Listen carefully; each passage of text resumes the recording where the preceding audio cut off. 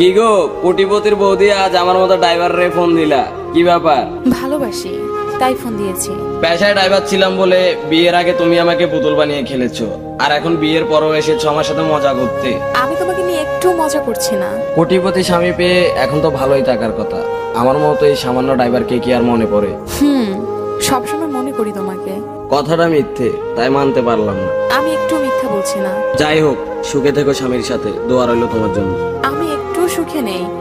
আচ্ছা, তুমি কেমন আছো? কোটিপতি স্বামী পেয়েও বলছো সুখে নেই, তাহলে আর কি পেলে তুমি সুখী হবা? যাই হোক, আর আমার কথা বলছো, তুমি তো জানোই তুমি চলে যাওয়ার পর আমি কেমন থাকবো, ঠিক তেমনই আছি। ভালো লাগছে না আমার। সত্যি করে বলো না, কেমন আছো? আমি কি কখনো তোমার সাথে মিথ্যে কথা বলেছি? না।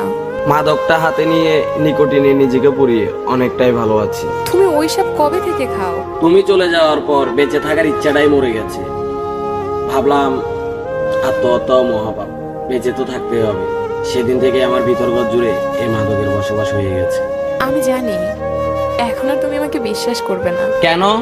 নিজের থেকেও তো বেশি বিশ্বাস করেছিলাম আমি তোমাকে, তাহলে আজ কিভাবে বললাম আমি তোমাকে বিশ্বাস করব না? তুমি কি আমাকে এখনো ভালোবাসো? এখন কি আমাকে বিয়ে করতে চাও? একসময় বাসতাম, এখন আর বাসি না, কারণ এখন ভালোবাসাটা কখনোই সম্ভব না। আর বিয়ের কথা বলতেছো, তুমি এখন অন্য জনের হও, সেদিকে আমি কিভাবে আর হাত বাড়াবো? তুমি আমাকে এখন এরকম ভুল বুঝলে আমি কিন্তু সরাসরি চলে যাব। ভুল বোঝার কি আছে, যা সত্যি তাই তো বলেছি।